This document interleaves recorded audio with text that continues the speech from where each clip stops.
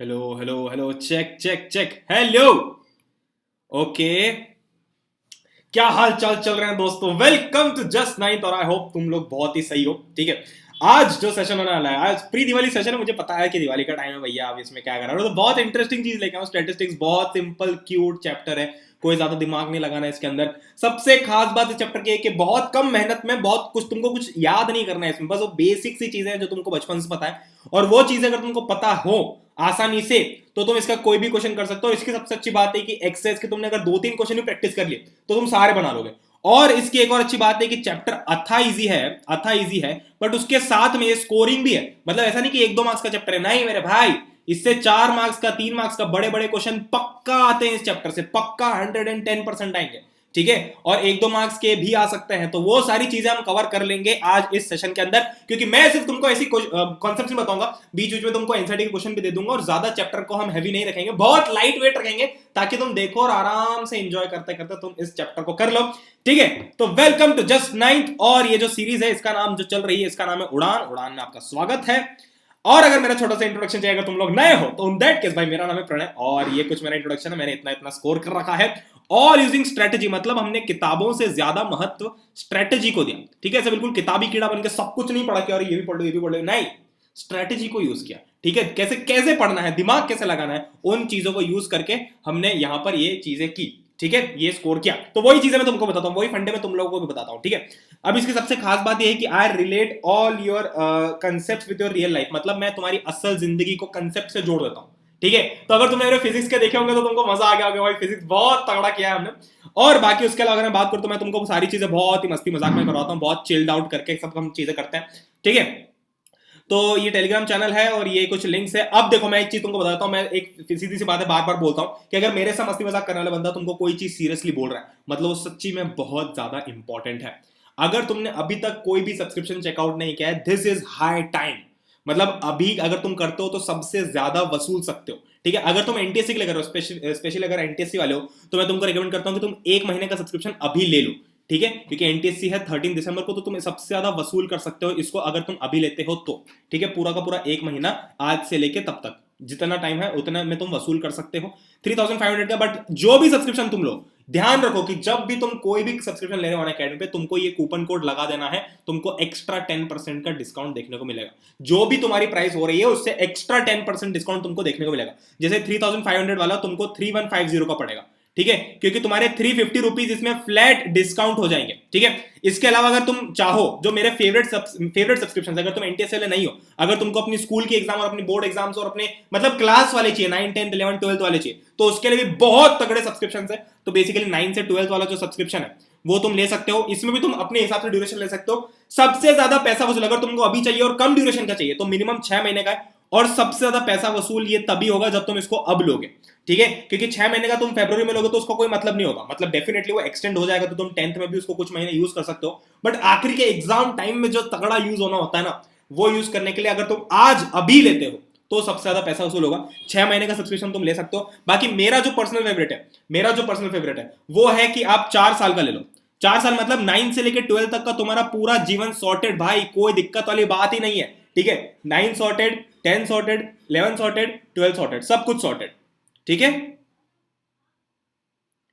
चलो, तो with that said ये सब्सक्रिप्शन चेकआउट कर सकते हो। तो 9 से 12 वाला अगर 4 साल का सब्सक्रिप्शन तुमको चाहिए तो उसकी प्राइस है सिर्फ 40,000 रुपीज।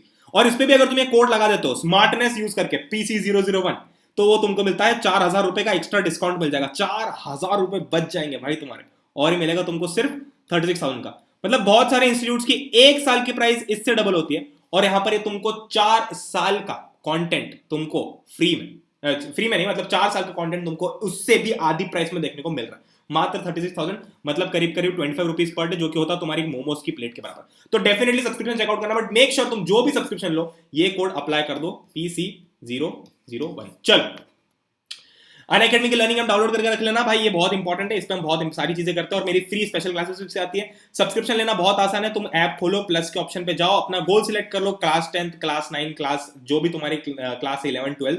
उसके बाद में तुमको गेट सब्सक्रिप्शन पे यहाँ पर क्लिक कर देना है। फिर उसके बाद में तुम जाना और तुमको पेमेंट करना है। पेमेंट मतलब तुमको यहाँ पर ड्यूरेशन सिलेक्ट करनी है, कितने टाइम तक का चाहिए, 1 महीने, 3 महीने, जितने ज्यादा महीनों का तुम लोगे उतना सस्ता तुमको पड़ेगा। ठीक है, उतना सस्ता पर मंथ तुमको पड़ेगा। जैसे कि अगर फाउंडेशन एनटीएससी की बात करो तो एक महीने का 3500 का है, बट अगर तुम 2 साल का लेते हो तो तुमको एक महीने का सिर्फ 875 पड़ेगा। ठीक है, सिर्फ 875 पड़ेगा, और उसमें भी तुमको फ्लैट 10% का डिस्काउंट देखने को मिलेगा इस कोड को यूज करने पे। ठीक है, ये कोड यूज करने पे तुमको फ्लैट 10% डिस्काउंट देखने को मिलेगा। ये जो लिंक है ये तुमको डिस्क्रिप्शन में पहली लिंक दिख रही है, इस लिंक के ऊपर जब तुम क्लिक करोगे तो भाई तुमको मेरी स्पेशल क्लासेस खुल जाएंगी सारी की सारी। इन स्पेशल क्लासेस के अंदर मैंने बहुत तगड़ी चीजें करवाई, जैसे कि जो ग्रीन वाली दिख रही है ना तुमको, ये तुमको कहां मिलेगा, तुमको बेसिकली डिस्क्रिप्शन में पहली लिंक क्लिक करनी है और ये पूरी ऐसी शीट खुल जाएगी, गूगल शीट। उसके अंदर ये जो ग्रीन कलर की है ये वो वाली है, बहुत तगड़ी वाली। इसमें मैंने 3 घंटे में, ये जो फिजिक्स वाली ना, 3 घंटे में फिजिक्स कंप्लीट, मतलब साल भर खींचने वाला फिजिक्स मात्र 3 घंटे में कंप्लीट हो गया। और जो नीचे वाला वो अगेन केमिस्ट्री का, मतलब जो साल भर खींचने वाला केमिस्ट्री था वो भी 3 घंटे में कंप्लीट हो गया। और उनके सामने उसके लिंक्स है, मतलब अगर तुमको ये वाला देखना है तो इसके लिंक यहाँ पर है, इसके लिंक यहाँ पर है। फिर अगर तुमको ये वाला सेशन की अगर बात करो ऑरेंज वाले की, तो ऑरेंज वाले सेशन की खासियत ये कि मैंने 2 घंटे में तुम्हारे फिजिक्स और केमिस्ट्री दोनों के जितने भी न्यूमेरिकल्स बन सकते हैं, जितने भी पॉसिबल न्यूमेरिकल्स के कॉन्सेप्ट्स, फंडे वो सब है, वो करा के दिए हैं तुमको मेरे भाई। तो इसकी भी लिंक मिल जाएगी। और बाकी ये जो चीज थी ये तो हमने अभी भी करी है, 12th को हमने ये लाइव किया था। ठीक है, चलो let's begin today session with statistics. क्या है ये स्टैटिस्टिक्स भाई? देखो बहुत की अगर हम बात करते हैं इसके अंदर हमको क्या क्या चीजें देखो देख लेते हैं हमको क्या क्या करना है, क्योंकि मैं तुमको जो चैप्टर कराऊंगा ना वो बिल्कुल ऐसा पिन पॉइंट होना चाहिए, फंडे के ऊपर होना चाहिए। ऐसा नहीं हो कि हम बहुत सारी ढेर सारी बातें कर रहे हैं उसके अंदर, मतलब बातें तो हम करेंगे डेफिनेटली थोड़ा इंटरेस्टिंग करने के लिए, बट एनीवे जो चैप्टर है उसमें ज्यादा कुछ खास बात है नहीं। ये सारी चीजें हैं बेसिक में तुमको बताऊंगा कि स्टैटिस्टिक्स क्या होता है। फिर एक मेजर्स ऑफ सेंट्रल टेंडेंसी वाली चीज है, मतलब इसमें कुछ नहीं है, दिमाग ये डरना मत है मेजर्स ऑफ सेंट्रल टेंडेंसी सुन के, कुछ नहीं है इसमें। 3 चीजें, मीन, मीडियन, मोड, बहुत आसान है तीनों। ठीक है, फिर फ्रीक्वेंसी डिस्ट्रीब्यूशन टेबल है, बहुत आसान है। इंटरवल्स को कैसे चेंज करना है वो चीज है, और बार ग्राफ और हिस्टोग्राम है। ठीक है, बार ग्राफ और हिस्टोग्राम है। तो उसके साथ में चलो तो अब हम इस सेशन को स्टार्ट करते हैं पहली चीज के साथ में, जो कि है स्टैटिस्टिक्स। What is statistics? देखो स्टैटिस्टिक्स कुछ भी नहीं है। स्टैटिस्टिक्स नॉलेज, ओ भैया ये तो डेफिनेशन बोल दिया आपने इंग्लिश में। Statistics knowledge helps you use the proper methods to collect the data, employ the correct analysis and effectively present the results. मतलब कहने मतलब कुछ नहीं है, कलेक्शन ऑफ नंबर्स है। मतलब क्या होता है, जैसे मान लो स्टैटिस्टिक्स मतलब क्या, जैसे मान लो तुमको बोल दिया कि भैया क्लास में तुम्हारी 30 बच्चे हैं और सबकी टेस्ट हुई और सबके अलग अलग नंबर आए, 40 में से सबके अलग नंबर आए, किसी के 20, किसी के 21, 22, किसी के 27, किसी के 39, किसी के 42 तो नहीं 40 किसी के 0 आए, किसी के 1 आए, किसी के 7 आए, किसी के 8 आए, किसी के 7.5 आए, किसी के मान लो 14.5 आए, किसी के 38.5 आए। मतलब ये जितने भी नंबर्स हैं, अब देखो ये सब ऐसे नंबर्स बिखरे हुए हैं, तो क्या हम इसको आसानी से एनालाइज कर सकते हैं? हमको अगर पता लगाना है कि भैया क्लास के जो बच्चे हैं क्या वो अच्छा परफॉर्म कर रहे हैं नहीं कर रहे हैं, तो हम इसको ऐसे इजीली नहीं कर सकते ना। मतलब बहुत तकलीफ होगी कि यार अच्छा 20 वाला एक था, अच्छा 21 में, अच्छा और किसी की तो 7.5 है, बेकार क्लास है, और नहीं नहीं नहीं किसी के 39 भी तो है, बहुत अच्छी क्लास है। तो हम कितने कंफ्यूज हो जाएंगे अगर ऐसा ही डेटा होता। तो हमको इस डेटा को बहुत अच्छे से, डेटा मतलब ये सारी चीजें जो कुछ भी चीजें होती है ना, जैसे पॉपुलेशन हो गई, रिजल्ट हो गया, ब्लड ग्रुप हो गया, सारी चीजें क्या है, डेटा। ठीक है, इन सबको हमने क्या किया, बहुत सही तरीके से अरेंज करके रखा हुआ है कि भाई बहुत खूबसूरती से हमको पता चल जाए कि कौन सी चीज क्या हो रही है। उसी को स्टैटिस्टिक्स बोलते हैं, उससे ज्यादा कोई रॉकेट साइंस नहीं, बस इतना सही है स्टैटिस्टिक्स। ठीक है, इतना सही है स्टैटिस्टिक्स। अब देखो स्टैटिस्टिक्स के अंदर दो टाइप की चीजें होती है, एक होता है अनग्रुप्ड डेटा और एक होता है ग्रुप्ड डेटा।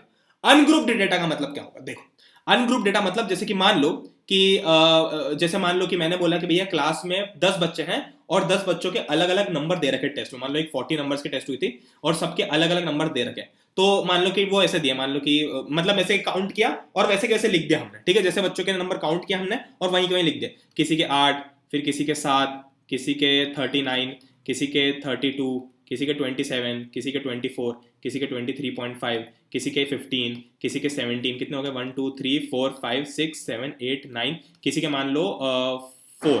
ठीक है, ऐसे नंबर है। अब देखो ये जो है मैंने रॉ डेटा, अब इसको हम बोलते हैं, इसको ध्यान से सुनना, इसको बोलते हैं रॉ डेटा। रॉ मतलब बिल्कुल कच्चा, जैसा था वैसा वैसे लिख दिया हमने, इसमें कोई दिमाग नहीं लगा हमारा। हमने क्या किया, जैसे जैसे कॉपी चेक की और वैसे वैसे नंबर लिखते गए। भाई पहले बच्चे के 8, दूसरे के 7, तीसरे के 39, चौथे के 32, ऐसा करके हमने कोई ज्यादा दिमाग नहीं लगा। रॉ मतलब कच्चा, ऐसा कैसा लिख दिया, कोई उसमें हमने कुछ चेंज नहीं किया।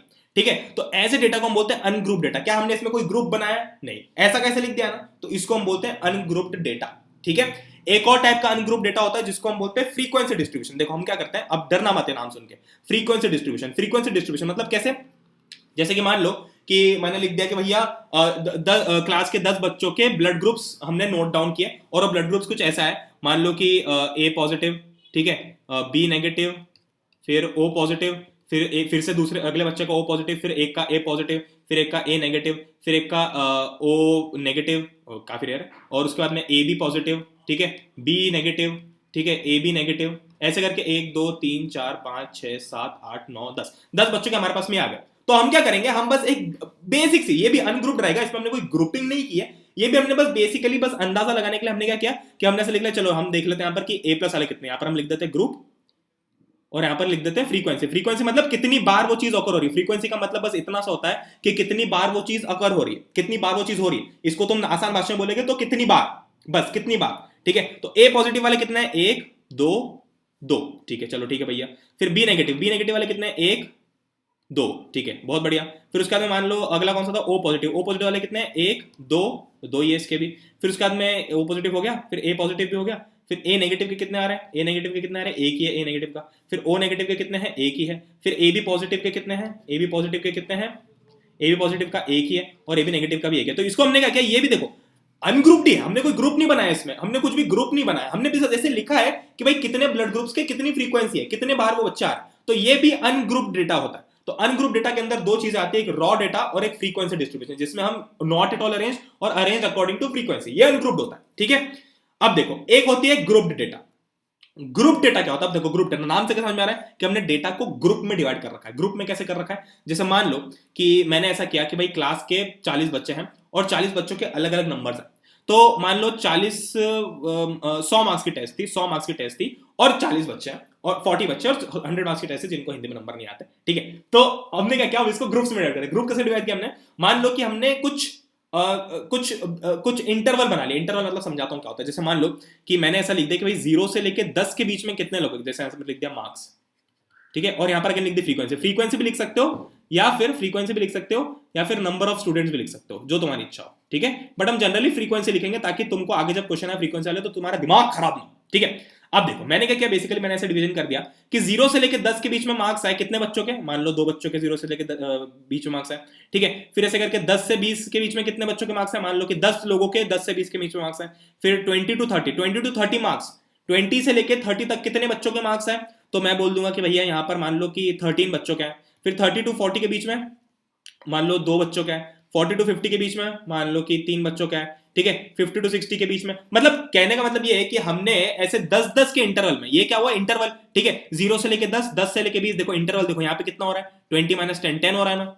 मतलब हमने इस 10 से 20 के बीच में कितने बच्चों को गिन रहे हैं हम, 10, ठीक है। 20 से 30 में कितने बच्चों को गिन रहे हैं, 10। 30 से 40 में कितने बच्चों को गिन रहे हैं, 10, ठीक है।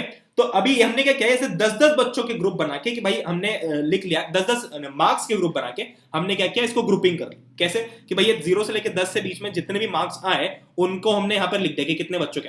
अब हमारे लिए इससे एनालाइज करना बहुत आसान हो जाएगा। कैसे आसान हो जाएगा, मान लो कि ऐसे करके ढेर सारे और 90 टू 100 के बीच में मान लो 4 बच्चे। अब ऐसे करके मेरे पास में सबका ग्रुप आ गया। अब मैं क्या देख रहा हूं, यहाँ पे मैं देख पा रहा हूं कि अच्छा 20 से 30 के बीच में बहुत सारे बच्चे हैं, तो इनके ऊपर मुझे स्पेशल अटेंशन देना पड़ेगा ताकि ये थोड़े से पासिंग मार्क्स लेके आ पाए, ठीक है। फिर मान लो कि 40 टू 50 के बीच में 3 बच्चे हैं, तो मैं एनालाइज कर पाऊंगा कि अच्छा इतने इतने बच्चे इतनी इतनी कैटेगरी में। 90 टू 100 में सिर्फ 4 ही बच्चे हैं, मतलब क्लास का परफॉर्मेंस खराब है, सिर्फ 4 बच्चे ऐसे हैं जिनके 90 से ऊपर मार्क्स आ रहे हैं, ठीक है। बाकी बहुत सारे बच्चों के मार्क्स से 20 से 30 के बीच में आ रहे हैं, तो ऐसे में मेरे लिए एनालाइज करना बहुत आसान हो जाएगा, ठीक है। तो ये जो हमने एनालिसिस किया, ये जो हमने लिखा था 0 से 10 के बीच में 2 बच्चे, फिर मान लो कि अगर 50 मार्क्स 40 मार्क्स की टेस्ट हुई, हम थोड़ा इजी कर देते हैं, ठीक है। फिर 10 टू 20 के बीच में 10 बच्चे हैं, 20 टू 30 के बीच में मान लो 5 बच्चे हैं, और 30 टू 40 के बीच में मान लो कितने बच्चे हैं, और कितना हो गया 7 3 बच्चे, ठीक है। तो टोटल कितने बच्चों के क्लास के अंदर 20, टोटल 20 बच्चे क्लास में और 40 मार्क्स की टेस्ट थी, ठीक है। तो ये हो गया हमारी फ्रीक्वेंसी, एफ एक्स लिखते हैं हम इसको, फ्रीक्वेंसी को एफ एक्स लिखते हैं, और ये हो गया हमारे मार्क्स, ठीक है। तो अब बेसिकली इन सब में क्या क्या टर्म्स होते हैं तुमको बता देता हूं। देखो सबसे पहली चीज क्लास इंटरवल। क्लास इंटरवल क्या होता है, देखो ये जो मार्क्स है ना, जिस भी चीज की हमने ग्रुपिंग की, देखो एफ एक्स की हमने क्या किया, हमने ग्रुप्स किसके बनाए हैं, हमने ग्रुप्स किस हिसाब से बनाया, मार्क्स के हिसाब से बनाया, ठीक है। तो हमने क्या किया 0 से लेकर 10, 0 से लेकर 10, ये क्या हो गया, ये हो गया इंटरवल, ठीक है। मतलब किस इंटरवल के बीच में हमने बच्चों को देखा है, 0 से 10, 10 से 20, मतलब तो यहां पर इंटरवल क्या हो गया, क्लास इंटरवल क्या हो गया, 10 का हो गया, ठीक है। देखो सब जगह देखोगे तो 0 से 10, फिर 10 से 20, फिर 20 से 30, मतलब इंटरवल कितना है बीच में 10 मार्क्स का इंटरवल, ठीक है। लोअर लिमिट क्या होती है, अब देखो ये जो चीज होती है ना, इनको हम इंटरवल्स बोलते हैं। जैसे कि 0 से 10 का लेकर एक इंटरवल है, 10 से 20 एक इंटरवल है, 20 से 30 एक इंटरवल है, और 30 से 40 एक इंटरवल है। ठीक है, क्लास इंटरवल बोलते हैं हम इसको। तो अब लोअर लिमिट क्या होती है? लोअर लिमिट का मतलब ये है, नाम से क्या समझ में आ रहा है? Lower limit, lower. तो लोअर लिमिट का मतलब ये है कि क्लास इंटरवल में जो पहली वैल्यू है, मतलब क्लास इंटरवल में जो लोअर वैल्यू है वो कौन सी है। तो अगर 20 टू 30 का अगर क्लास इंटरवल देखता हूं मैं, ठीक है, ये वाला, अगर 20 टू 30 का क्लास इंटरवल देखता हूं, तो इसके अंदर लोअर लिमिट क्या हो जाएगी? 20, और अपर लिमिट क्या हो जाएगी? 30। ठीक है, वैसे ही 30 टू 40 के क्लास इंटरवल में क्या हो जाएगा? लोअर लिमिट होगी 30 की, और अपर लिमिट होगी 40 की। ठीक है, ठीक है। और जैसे 0 से 10 के क्लास इंटरवल की अगर बात करूं, ये एक ये सब क्लास इंटरवल है। 0 से 10 एक क्लास इंटरवल है, 10 से 20 एक क्लास इंटरवल है। तो 10 से 20 वाला जो क्लास इंटरवल है, उसमें अगर मैं लोअर लिमिट देखूं तो क्या होगी? 10, और अपर लिमिट क्या होगी? 20। ठीक है, कोई दिमाग ना लगाए, बहुत आसान है। अब देखो अगली चीज क्या है? क्लास साइज और क्लास विड्थ। क्लास विड्थ मतलब, क्लास साइज या क्लास विड्थ का मतलब ये है, क्लास मतलब वो क्लास, स्कूल की क्लास की बात नहीं कर रहा हूं मैं। क्लास मतलब ये किसी भी टाइप के ग्रुपिंग में हम क्लास यूज कर सकते हैं। क्लास का मतलब क्या होता है? क्लास मैंने तुमको पता है, ये सब क्लासेस है। ठीक है, ये बेसिकली क्लास है। जहां मैंने मार्क्स लिखा है ना, इसको हम टेक्निकल टर्म्स में क्लास बोलते हैं। ठीक है, मार्क्स तो मतलब एक चीज है। मान लो कि किसी और कैटेगरी में मैं मान लो पैसे देख रहा होता कि इनकम कितनी अलग अलग लोगों की, तो यहां पर मैं मार्क्स की जगह इनकम लिखता। बट बेसिकली ये जो मेन चीज है, ये है क्लास। ये पूरा कॉलम है क्लास का, और ये पूरा कॉलम है फ्रीक्वेंसी का। ठीक है, चलो। तो क्लास साइज या क्लास विड्थ क्या होती है? विड्थ मतलब देखो, क्लास साइज मतलब कि एक क्लास इंटरवल में कितने मैंने वो लिए, मतलब एक क्लास इंटरवल का साइज क्या है, इस क्लास इंटरवल का साइज क्या है। तो क्या साइज है? 10 से लेकर 20, 10 का साइज है। ठीक है, तो बेसिकली ये जो मैंने तुमको शुरू में क्लास इंटरवल बताया था ना, वो एक्चुअली क्लास विड्थ है। ये जो 10 है ना, ये क्लास विड्थ है। ठीक है, क्लास विड्थ का मतलब अगर मैं आसानी से बताऊं तो क्लास विड्थ मतलब अपर लिमिट माइनस लोअर लिमिट, अपर लिमिट माइनस लोअर लिमिट। तो जैसे 20 टू 30 की अगर मैं जो क्लास विड्थ देखनी है, तो क्या हो जाएगी? अपर लिमिट क्या है? 30 माइनस लोअर लिमिट है 20, तो क्लास विड्थ कितनी होगी? 10। तो सब जगह देखो क्लास विड्थ 10 है, 0 से लेकर 10 के बीच में 10 है, 10 से 20 के बीच में 10 है, सब जगह 10 है। ठीक है, क्लास मार्क, क्लास मार्क क्या होता है? क्लास मार्क एक चीज होती है जिसमें क्लास मार्क को हम बोलते हैं upper limit plus lower limit upon 2। ठीक है, upper limit plus lower limit upon 2, ये होता है हमारा क्लास मार्क। ठीक है, जैसे कि अगर 10 से 20 का क्लास मार्क चाहिए मुझे, मतलब अलग अलग इंटरवल का क्लास मार्क होता है। ठीक है, 20 टू 30, 30 टू 40, तो इन सब के क्लास मार्क्स क्या होंगे? ये सब क्या हो गए? हमारी क्लासेस हो गई। और यहां पर लिखते हैं हम क्लास मार्क्स। क्लास मार्क्स मतलब वो एक्चुअल बच्चों के मार्क्स वाली बात नहीं कर रहा हूं। हाँ, ये टेक्निकल, अभी भूल जाओ, एग्जांपल भूल जाओ थोड़ी देर के लिए। मान लो हम इनकम का एग्जांपल ले रहे हैं, इनकम का एग्जांपल ले रहे हैं, या पॉकेट मनी का ले रहे हैं, पॉकेट मनी का ले रहे हैं। तो मान लो 10 से 20 रुपए की पॉकेट मनी कितने बच्चों के? 20 से 30 के कितने बच्चों के? ऐसा हम देख रहे हैं। ठीक है, तो अब इन क्लासेस के क्लास मार्क्स क्या होंगे? Upper limit plus lower limit upon 2। ठीक है, तो क्या हो जाएगा? ये 20 प्लस 10 अपॉन 2, तो कितना हो जाएगा? 15। मतलब क्लास मार्क जो है वो अपर लिमिट और लोअर लिमिट में जो बीच में सबसे नंबर आ रहा है वो है। ठीक है, 20 से 30 के बीच में सबसे सबसे बीच में नंबर कौन सा है? 25 है। और अगर तुम वैसे भी करोगे upper limit plus lower limit upon 2, तो भी यही आएगा। ठीक है, 50 अपॉन 2 क्या होगा? 25। ठीक है, फिर इसका क्या होगा क्लास मार्क? इसका हो जाएगा 70/2, यानी कि 35। ठीक है, तो ऐसे करके हम क्लास मार्क निकाल सकते हैं। ये कुछ इंपॉर्टेंट टर्म्स थे। ठीक है, इसके अंदर दो दो तरीके के डेटा होते हैं, कंटिन्यूस और डिसकंटिन्यूस। दोनों चीजें मैं तुमको समझा देता हूं। जैसे कि देखो कंटिन्यूस डेटा मतलब, जैसे कि समझाता हूं मैं तुमको। देखो, अगर मान लो कि मैंने इनकम के हिसाब से डिवाइड किया, मान लो कि कुछ लोगों की इनकम देख रहे हैं हम, तो 0 से लेके 1000, फिर 1000 से लेके 2000, फिर 2000 से लेके 3000, फिर मान लो 3000 से लेके 4000, ऐसे बहुत सारे हैं बट हम इतने लिखते हैं। ठीक है, ये हो गई तुम्हारी क्या हो गई? इनकम। तो इसको हम क्या बोलेंगे? क्लास। और यहां पर क्या लिखेंगे? फ्रीक्वेंसी। फ्रीक्वेंसी मतलब एफएक्स शॉर्ट फॉर्म है फ्रीक्वेंसी का। तो 0 से लेके 1000 तक, मतलब जिनकी इनकम इन रुपीज है ये। ठीक है, तो 0 से लेके 1000 तक कितने लोगों की इनकम है? मान लो दो लोगों की इनकम। मान लो हमने कुछ रैंडमली 20 लोगों को सिलेक्ट कर लिया, या 10 लोगों को सिलेक्ट कर लिया मान लो, तो हम उनकी इनकम निकाल रहे हैं। फिर 1000 से 2000 कितने लोगों की है? 5 लोगों की मान लो। 2000 से 3000 मान लो कि एक इंसान की है।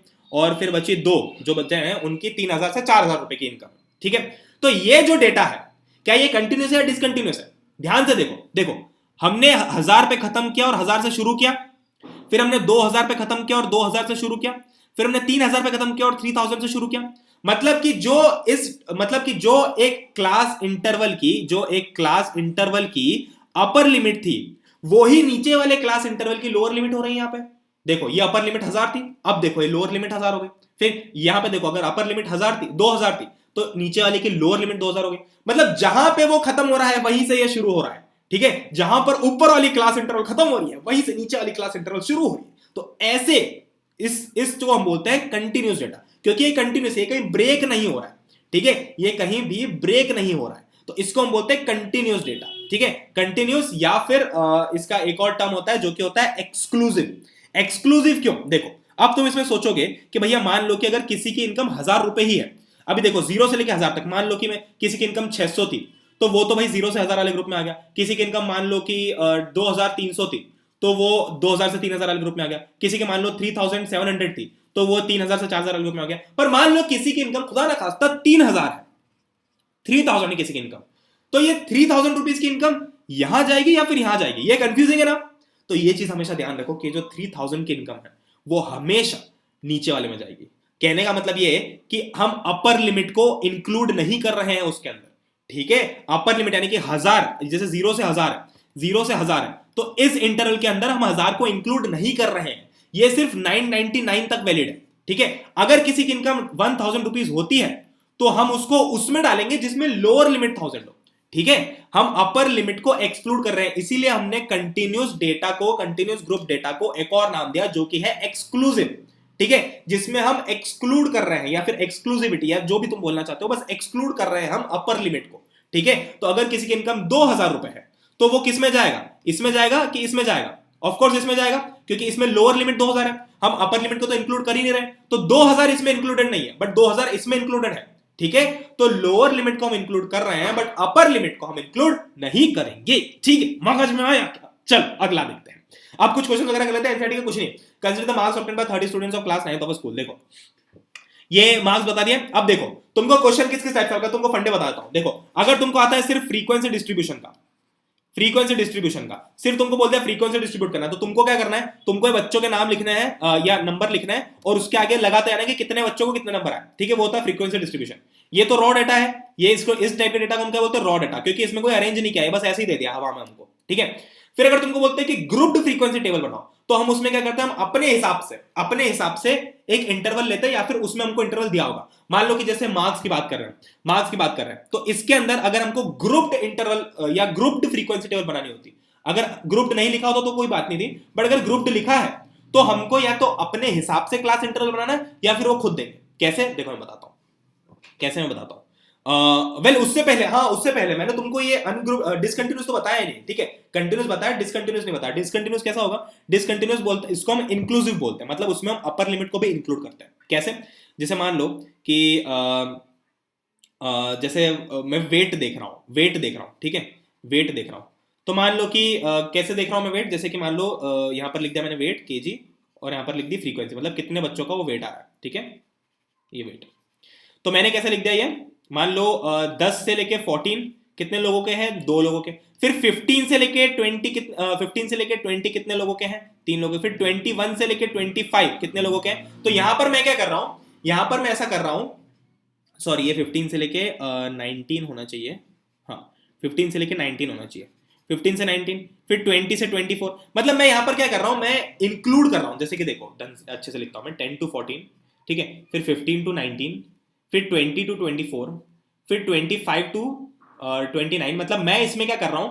मैं इसमें ये कंटिन्यूस है क्या? नहीं है। कंटिन्यूस क्यों नहीं है? क्योंकि देखो यहां पर डिसकंटिन्यूस हो रहा है ना, मतलब कंटिन्यूटी चल रही है क्या? नहीं चल रही ना। यहां पर 14 है पर यहां पर 15 आ गया। कंटिन्यूस तब होता है जब इसकी लोअर लिमिट, सॉरी इसकी अपर लिमिट इसकी लोअर लिमिट के बराबर होती है, बट ऐसा यहां पे नहीं हो रहा, तो इसको हम डिसकंटिन्यूस बोलते हैं। और इसको हम इंक्लूसिव भी बोलते हैं, क्योंकि ऐसे टाइप के डेटा में जिसमें हम डिसकंटिन्यूस, जिसमें हम नीचे वाले की लोअर लिमिट को ऊपर वाले की अपर लिमिट से अलग रखते हैं, ऐसे टाइप के डेटा के अंदर हम दोनों लोअर लिमिट और अपर लिमिट को इंक्लूड करते हैं। मतलब ये कि अगर किसी का वेट 14 kg है तो वो इसमें जाएगा, ठीक है, इस वाले में जाएगा, तो यहां पर आ जाएगा 14 kg वाला बंदा, ठीक है। किसी का वेट मान लो 20 kg है, तो उसको हम कहां इंक्लूड करेंगे? यहां इंक्लूड करेंगे। मतलब एक डिसकंटिन्यूस डेटा के अंदर जो लोअर लिमिट और अपर लिमिट हम दोनों को इंक्लूड करते हैं, ठीक है। किसी का 20 kg होगा तो भी वो इसी में आएगा, और किसी का 24 kg होगा तो भी वो इसी में आएगा, ठीक है। बट कंटिन्यूस के केस में ऐसा नहीं होता। कंटिन्यूस के केस में हम लोअर लिमिट तो इंक्लूड करते हैं बट अपर लिमिट नहीं करते, ठीक है। तो हमेशा ये बात ध्यान रखना कि डिसकंटिन्यूस में, क्योंकि डेफिनेटली ना भाई देखो 14 kg है तो 14 kg यहां तो दिख ही नहीं रहा है हमको वैसे भी, तो डेफिनेटली हमको यही रखना पड़ेगा उसको, ठीक है। चल ओके, तो विद दैट हम ये वाला क्वेश्चन करते हैं। बहुत सिंपल सा है, इसमें कुछ भी नहीं बताया, मैं डायरेक्ट एनसीईआरटी का क्वेश्चन है और एनसीईआरटी से तुमको आंसर, ये तुम्हारा एनसीईआरटी का एग्जांपल है, ठीक है। क्या है भाई, कुछ भी नहीं बोला है, ये आंसर है, ठीक है। कैसे क्या, हमको इनको अरेंज करना है, तो फ्रीक्वेंसी टेबल में अरेंज करना, तो कैसे करेंगे, देखो हमने लिख लिया यहाँ पर अनग्रुप्ड करना था हमको, तो हमने क्या किया, 20 जितने भी मार्क्स थे हमने सब लिख लिए एक बार, ठीक है। 10 लिख लिया, 20 लिख लिया, 36 लिख लिया, 90, तो हमने ये सब लिख लिया कि भाई कितने कितने मार्क्स, और हमने आगे लिख लिया कितनी कितनी बार आ रहा है, ठीक है। 36 है, तो हमने देखा पहले 36 यहाँ पे लिखा, 36 यहाँ लिखा, फिर हमने देखा कि और कितने 36 वाले, तो हमको दिखा कि चाहिए एक, क्रॉस लगाते जाओ, दो, ठीक है, दो और एक और कहाँ है, अरे 3 क्यों मार्क कर दिया, अच्छा यहाँ 3, ये 3 खुद है, ठीक है। तो 3 आ गए, फिर हमने देखा थोड़ा सा आगे चले, हमने देखा चलो 40 का देखते हैं, 40 वाले कितने, 40 वाले कितने, 1 2 3 4, ठीक है, 4 है 40 वाले, तो हमने 40 का आगे 4 लिख दिया। मतलब कहने का मतलब हमने बहुत ही रफ डिस्ट्रीब्यूशन कर लिया फ्रीक्वेंसी लगा के, ठीक है। अगला, अब ये देखो, ये कौन सा हो गया तुम्हारे पास में, ये हो गया हमारे पास में अनग्रुप्ड, सॉरी ये ग्रुप्ड है, बट ये कौन सा हो गया, डिसकंटिन्यूस हो गया, क्योंकि देखो 31 से 35, फिर 36 से 40, फिर 41 से 45, तो ध्यान से देखो यहां पर क्या हो रहा है, यहां पर क्या हो रहा है कि हम यहाँ की इसकी अपर लिमिट को इसकी लोअर लिमिट में इंक्लूड नहीं कर रहे हैं, ठीक है। तो अगर ऐसे केसेस में तुम्हारे पास में क्वेश्चन आता है कि तुमको एक इसको कंटिन्यूस में कन्वर्ट करना है, तो मैं तुमको बताता हूं कि एक डिसकंटिन्यूस फंक्शन या डिसकंटिन्यूस डेटा को हम कंटिन्यूस में कैसे कन्वर्ट कर सकते हैं। देखो हम कैसे कन्वर्ट कर सकते हैं, 31 से 35, मतलब जितने भी बच्चों के 31 से 35 केजी के बीच में वेट थे वो हमने यहाँ पे लिख दिया, फिर 36 से 40 वाले यहाँ पर लिख दिया। मान लो किसी का वेट आता है 35.5, तो ये बच्चा कहां जाएगा बेचारा, तो हमको इसको कन्वर्ट क्यों करना है, हमको इस बच्चे के लिए कन्वर्ट करना है। अगर किसी का 35.5 है तो उसको तो हम ना यहां रख सकते हैं ना यहां रख सकते हैं, क्योंकि ये 35 पे खत्म हो रहा है और 36 से स्टार्ट हो रहा है। फिर मान लो ऐसे किसी का वेट 50.5 है, तो इसको हम ना तो यहां रख सकते हैं ना यहां रख सकते हैं, तो इसको रखें कहां। तो ऐसी सिचुएशन को हैंडल करने के लिए हम एक कंटिन्यूस टेबल बनाते हैं, कंटिन्यूस मतलब जिसमें सब लोग आ रहे हैं, ठीक है। तो अगर मुझे कंटिन्यूस टेबल बनानी है तो मैं कैसे बनाऊंगा, मुझे कुछ भी नहीं करना, मुझे बस इतना सा काम करना है कि ये जिसकी इसकी अपर लिमिट और इसकी लोअर लिमिट को देख के इन दोनों के बीच का एक नंबर लेके आना, ठीक है। 35 इसकी अपर लिमिट है और 36 इसकी लोअर लिमिट है, ठीक है। ये होगी आपकी अपर लिमिट और ये होगी लोअर लिमिट। अब हमको बीच में आना है इनके, ताकि इनके बीच का कोई भी नंबर हो तो हम उसको रख पाए। तो हम क्या करेंगे, हम 35 को थोड़ा सा इधर लेके आएंगे, भैया 35 थोड़ा सा बढ़ जा, और 36 को थोड़ा सा कम कर देंगे, ठीक है। तो क्या होगा हमारे पास में, हम इसको बीच में ले आएंगे 35.5 पे, 35.5 दोनों के बीच में आ रहा है एग्जैक्टली, 35.5 दोनों के बीच में आ रहा है एग्जैक्टली। तो हम क्या करेंगे कि अपर लिमिट को सारी, देखो ये सॉरी, अपर लिमिट को हम 0.5 से बढ़ा देंगे, ठीक है, और लोअर लिमिट को हम 0.5 से कम कर देंगे, ठीक है। मैं क्या करूंगा, अगर मुझे कंटिन्यूस डेटा बनाना है, कंटिन्यूस टेबल बनानी है, तो मुझे इस वाले की अपर लिमिट को इसकी लोअर लिमिट के बराबर रखना होगा। तो मैं कब कर सकता हूं, वो मैं तब कर सकता हूं जब दोनों बराबर हो। तो दोनों को बराबर करने का क्या तरीका है, वो ये तरीका है कि मैं सारी अपर लिमिट्स में प्लस 0.5 ऐड कर दूं और सारी लोअर लिमिट्स में 0.5 माइनस कर दूं। तो उससे क्या होगा, देखो उससे ऐसा होगा कि सारी लोअर लिमिट में मुझे 0.5 माइनस करना है, ठीक है। तो कैसे करूंगा मैं, ये टेबल कुछ ऐसी हो जाएगी, 30.5 से लेकर 35.5, देखो अपर लिमिट में प्लस 0.5 करना है और इसमें माइनस 0.5 करना है, ठीक है। अब देखो क्या हो जाएगा, फिर 36 to 40, तो 36 में माइनस 0.5 करूंगा तो कितना हो जाएगा, 35.5 to 40.5, ठीक है, इसमें प्लस 0.5 करना है। फिर ये हो जाएगा 40.5 to 45.5, ठीक है, सॉरी 45.5, फिर 45.5 to 50.5। मतलब देखो इससे क्या हुआ, इससे ये हुआ कि मेरी ये सारी upper limit in lower limits के बराबर हो गई, ठीक है। तो अब ये क्या हो गया, कंटिन्यूस हो गया ना। तो अब अगर कोई 35.5 केजी वाला निकलता है तो मैं उसको कहां रखूंगा, नीचे वाले में रखूंगा। अभी तुमको बताया ना थोड़ी देर पहले कि जब कंटिन्यूस कर देते हैं हम, तो हम उसमें अपर लिमिट को इंक्लूड नहीं करते।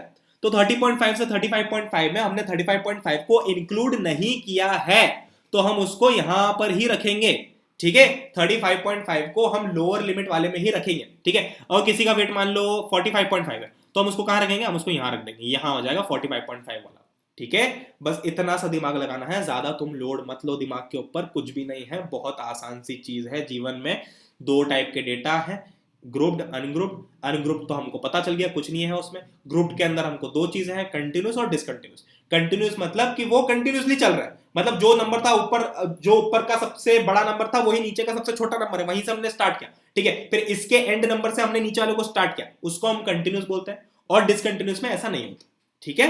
ओके, चल अब ये कुछ क्वेश्चन है तुम्हारे पास में, इनको क्या है, इनमें क्या है देख लो। The heights of 50 students measured to the nearest centimetres have been founded as follows, ठीक है। Represent the data given in a grouped frequency distribution table taking class intervals. मैंने तुमको बताया था कि या तो क्वेश्चन के अंदर तुमको क्लास इंटरवल खुद देके रखेंगे, अगर ग्रुप्ड फ्रीक्वेंसी टेबल बोला है तो या तो तुमको इंटरवल खुद देके रखेंगे, या फिर तुम अपने हिसाब से इंटरवल देख सकते हो। मतलब अपने हिसाब से मतलब थोड़े ऐसा करके कि यहाँ 10-10 के ग्रुप में बनाऊंगी या फिर 5-5 के ग्रुप में बनाऊं। वैसे जनरली तुमको क्वेश्चन के अंदर दिया होगा कि तुमको इंटरवल कैसा रखना है, तो इसमें इंटरवल तुमको बता दिया कि 160, 165, 165, 170, मतलब कि यहाँ पर क्लास साइज क्या लिया इन्होंने, क्लास साइज क्या लिया है, 5 का क्लास साइज लिया, 5 का क्लास साइज लिया। देखो 160 to 165, upper limit minus lower limit कितना हो जाएगा, 165 माइनस 160 कितना आया 5, मतलब हमको सारे इंटरवल्स में 5 का ही क्लास साइज रखना है, ठीक है। मतलब 5-5 बढ़ाते जाना है, ठीक है। तो अब अगर मुझे इसको अरेंज करना है तो मैं कैसे करूंगा, 160 टू 165 वाले, तो यहां पर आ जाएगी मेरी, ये क्या चीज थी हमारी, हाइट थी, हाइट इन सेंटीमीटर, यूनिट भी लिखना, हाँ। और यहां पर आ जाएगी फ्रीक्वेंसी, तो फ्रीक्वेंसी 160 टू 165 वाले कितने हैं, देखो एक, हाँ ठीक है, ये हो जाएगा, ठीक है। 160 वाले को हम इसमें नहीं गिनेंगे, ध्यान रखना, सॉरी 165 वाले को हम इसमें नहीं गिनेंगे, 160 वाले को तो गिनेंगे, ठीक है। तो ये एक, फिर वैसे ऑल तो हमको इसको कहां से स्टार्ट करना, हमको इसको ना हमेशा स्टार्ट कहां से करना होगा, जो मिनिमम होगा। मिनिमम कौन सा दिख रहा है तुमको इसमें, मेरे हिसाब से 150 इज द मिनिमम, 150 से छोटा कुछ भी नहीं है, ठीक है। आई थिंक 150 से छोटा कुछ भी नहीं है, तो हम इसको 150 से स्टार्ट करेंगे। तो 150 टू 155, फिर 155 टू 160, फिर 160 टू 165, तो कैसे करते जाओगे, 150 टू 155 के बीच में देखो, तो एक, दो, ठीक है, 3, 4, 5, 6, 7, फिर 8, 9, 10, 11 और 12, तो 12, ठीक है। ऐसे करके तुमको सबके बीच में देखते जाना। अब अगर कहीं मुझे 155 लिखा होता तो मैं उसको यहां नहीं लेता, मैं उसको नीचे वाले में लेता, ठीक है। ऐसे करके तुमको बस टेबल बनाने, तो टेबल को बनाने का तरीका क्या है, तुमको बस यहां पर लिखना है क्लास, और फिर क्लास के आगे लिख देना तुमको हाइट, और यहां पर लिख देना हाइट इन सेंटीमीटर, ब्रैकेट में सेंटीमीटर, और यहां पर लिखनी है फ्रीक्वेंसी, और ब्रैकेट में भले लिख देना तुम्हारी इच्छा हो तो नंबर ऑफ स्टूडेंट्स, कि कितने स्टूडेंट्स की इस ब्रैकेट में आ रही है साइज, ठीक है। ओके, फिर पूछा व्हाट कैन यू कंक्लूड, तो हम तो व्हाट कैन यू कंक्लूड, तो हम तो डायरेक्टली पता लगा लेंगे क्या कंक्लूड हो रहा है, कि मतलब ज्यादातर बच्चों की हाइट किस रेंज में आ रही है, वो हमको पता चल जाएगी, ठीक है। ये देखो, इसमें हमको ग्रुप फ्रीक्वेंसी डिस्ट्रीब्यूशन टेबल बनानी है। इसमें हमको क्या बोला है कि one of the class intervals as 5 to 10, मतलब हमको कोई सा एक क्लास इंटरवल बता दिया। इसमें क्या हुआ, क्लास विड्थ बता दी, क्लास विड्थ बता दी 5 की क्लास विड्थ है, और ये हमको बताते कि कोई एक क्लास इंटरवल 5 to 10 आना चाहिए। तो वो 5 to 10 वाला क्लास इंटरवल कब आएगा, जब हम क्लास को कुछ ऐसा रखेंगे, 0 से 5, 5 से 10, 10 से 15। मान लो कि अगर मैं पहली क्लास को ऐसा रख देता, 1 to 6 रख देता, तो दूसरा क्लास क्या आती, 6 to 11 आती, तो क्या 5 to 10 आ रहा है, इसमें नहीं आ रहा है। तो वो तुमको बस ये हिंट दे रहा है कि उसको ऐसा चाहिए, 0 से 5, 5 to 10, ठीक है, 10 to 15 ऐसा करके। अब तुमको बस यही करना है, 0 to 5 क्लास विड्थ हो गई 5, फिर 10 to 15, सॉरी 5 to 10, फिर 10 to 15। तो तुमको बस यहाँ पर कैलकुलेट करना है कि किस बीच में कितने बच्चे आ रहे हैं, 0 से 5 के बीच में कितने, तो गिन लोगे 1, 2, 3, ठीक है। फिर 5 को नहीं गिनेंगे हम, 5 क्योंकि अपर लिमिट है 4, यहाँ पर हो जाएगा 5, 6, 7, 8, 9, ठीक है। तो इफ आई एम मिसिंग तो आई एम सॉरी, ठीक है।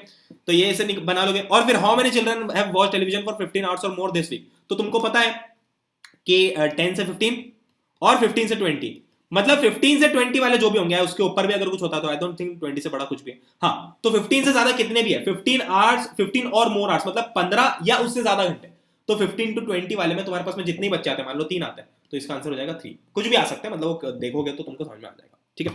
अब आते हैं अगले स्टेप के ऊपर, जो कि है ग्राफिकल रिप्रेजेंटेशन। ग्राफिकल रिप्रेजेंटेशन बहुत तगड़ी चीज है। ग्राफिकल रिप्रेजेंटेशन में कुछ दिमाग में लगाना अगेन बहुत सिंपल है, तुमको बस टेबल बनाने और उसी टेबल को ग्राफ में बनाना है, बस। अब जो ग्राफ है वो भी तुम्हारे 2 टाइप के होते हैं, ठीक है। एक होता है बार ग्राफ, और एक होता है हिस्टोग्राम। हिस्टोग्राम क्या होता है, हिस्टोग्राम ज्यादा इंपॉर्टेंट, पता है इनमें से कौन सा है, हिस्टोग्राम ज्यादा इंपॉर्टेंट है, ठीक है। बार ग्राफ तो बहुत आसान है, कुछ भी नहीं करना बार ग्राफ के अंदर, बस क्या करना है, ये जितनी भी क्वांटिटीज दी हुई है, ठीक है, जितनी भी क्वांटिटीज दी हुई है, जैसे यही है तुम्हारे एग्जांपल एनसीईआरटी का, इसमें क्या बोला है, a family with a monthly income of ₹20,000 had plan the following expenditures per month under various heads. मतलब देखो हेड्स मतलब ये कि मतलब कहां कहां खर्चा हुआ, ठीक है, सॉरी हाँ, कहाँ कहाँ खर्चा हुआ वो चीज हमको यहाँ पर देखनी है, ठीक है। तो ग्रोसरी में कितना हुआ, रेंट में कितना हुआ, तो ये है एक्सपेंडिचर इन 1000 रुपीज, मतलब 4000, 5000, 5000, 2000, 2000, 1000, 1000, ठीक है। तो अब हमको क्या करना है, इसका ग्राफ बनाना है। तो इसका ग्राफ बहुत आसानी से बना सकते हैं। कैसा होगा इसका ग्राफ, देखो ये होता है बार ग्राफ। बार ग्राफ मतलब, और इसको हम डिसकंटिन्यूस भी बोलते हैं, डिसकंटिन्यूस, क्योंकि ये ग्राफ कंटिन्यूस नहीं है। देखो बीच में गैप आ रही है ना, ये देखो बीच में गैप आ रही है ना। हिस्टोग्राम जो होता है वो कंटिन्यूस बनता है। हिस्टोग्राम हम तब बनाते हैं जब हमारे पास में जो डेटा है वो कंटिन्यूस है, ठीक है। और अगर डिसकंटिन्यूस डेटा है, मतलब मान लो कि 10 से 14, फिर 15 से 20, इस टाइप का डेटा है, इस टाइप का डेटा है, तो हम पहले इसको कन्वर्ट करेंगे कंटिन्यूस डेटा में, उसके बाद में हम आगे बढ़ेंगे, ठीक है। बट अभी इस ग्राफ को अगर मैं देखूं तो इस ग्राफ में कुछ भी नहीं है। इस ग्राफ में बस इतना सा है कि ग्रोसरी, तो हमने क्या किया, हमने अलग अलग हेड्स को यहाँ पर लिख दिया, ठीक है। यहाँ पर हेड्स को वाई एक्सिस पे लिख दिया और एक्स एक्सिस पे एक्सपेंडिचर इन 1000 रुपीज। तुमको है ना इस चीज में हमेशा, सॉरी ये एक्स एक्सिस है और वाई एक्सिस है, ठीक है। तो तुमको है ना ग्राफ में हमेशा ध्यान रखना है कि तुमको स्केल लिखनी है। स्केल मतलब कि तुम 1 सेंटीमीटर ग्राफ का कितने हिसाब से ले रहे हो। तो मैं यहां पर ऊपर ग्राफ के ऊपर लिख दूंगा, वरना तुम्हारे नंबर कट जाएंगे अगर तुम नहीं लिखोगे तो। ये फंडा याद रखो, ठीक है। देखो तो मैं क्या करूंगा, मैं लिख दूंगा कि Y axis scale of Y axis, scale of Y axis क्या हो जाएगी, 1 centimetre is equal to 1000 rupees, ठीक है। 1 सेंटीमीटर मतलब ये 1000 रुपए, 2000 रुपए, 3000 रुपए, 4000 रुपए। तो ये स्केल तुम लिखोगे तो तुम्हारे नंबर बचेंगे, अदरवाइज तुम्हारे नंबर कट जाएंगे, ठीक है। तो देखो हमने क्या किया, ग्रोसरी में कितना खर्चा होता है 4 का, तो हमने 4 का ग्राफ बना लिया। सिंपल सा ग्राफ है बहुत, इसमें तुमको वो कोऑर्डिनेट ज्योमेट्री का दिमाग नहीं लगाना, बहुत सिंपल सा है, बच्चा भी बना सकता है, ठीक है। रेंट 5000, तो हमने रेंट का बना लिया यहाँ पर ग्राफ। मतलब हमने क्या किया, हम बस ऐसे बार बनाते जा रहे हैं। बार ग्राफ क्यों बोलते हैं, क्योंकि हम इसे ऐसे बार बना रहे हैं, ठीक है। ये सब ऐसे बार हो गया ना, रेक्टेंगुलर बार बना रहे हैं हम इसके अंदर, ठीक है। तो हमको क्या करना है, ग्रोसरी का लिया, फिर यहाँ पर थोड़ी देर रेंट का लिया, थोड़ी देर, मतलब ये इक्वल डिस्टेंस पे लिया, एजुकेशन, मेडिसिन। मतलब इससे क्या हुआ, देखो इससे कुछ खास फर्क नहीं पड़ा, बट इससे हमारे लिए देखना आसान हो गया। देखो यहाँ पर नंबर ढूंढना बहुत मुश्किल था। अच्छा सबसे ज्यादा किसका है, ओके रेंट का है। मतलब इसमें तुमको ढूंढना पड़ रहा है, इसमें तुमको पहली नजर में पता चल रहा है कि अच्छा सबसे ज्यादा इन दोनों के, मतलब रेंट और एजुकेशन के ऊपर सबसे ज्यादा खर्चा गया है, और वो दोनों सेम भी दिख रहे हैं तुमको, ठीक है। फिर सबसे कम कौन सा दिख रहा है, अच्छा सबसे कम डायरेक्टली यहाँ पर तुमको ढूंढना पड़ता कि अरे 1 कहां पे, यहाँ पर डायरेक्टली दिख रहा है कि अच्छा इन दोनों का सबसे कम है, ठीक है। तो ऐसे ग्राफिकल रिप्रेजेंटेशन होता है, ये होता है बार ग्राफ। फिर अगला आता है हिस्टोग्राम। देखो मैं तुमको बताता हूं कि हम हिस्टोग्राम कब यूज करते हैं। हिस्टोग्राम हम तब यूज करते हैं जब हमारे पास में कंटिन्यूस डेटा हो, जैसे कि ये कंटिन्यूस डेटा है। तो अब हम इसको कैसे रिप्रेजेंट करेंगे, अगर हम बीच में ऐसे गैप दे देंगे, तो देखो अगर हम यहां पर लिख रहे हैं, मान लो यहां पर हम सारी क्लासेस लिख रहे हैं, तो अगर बीच में हमने गैप दे दी तो फिर तो डिसकंटिन्यूस हो जाएगा।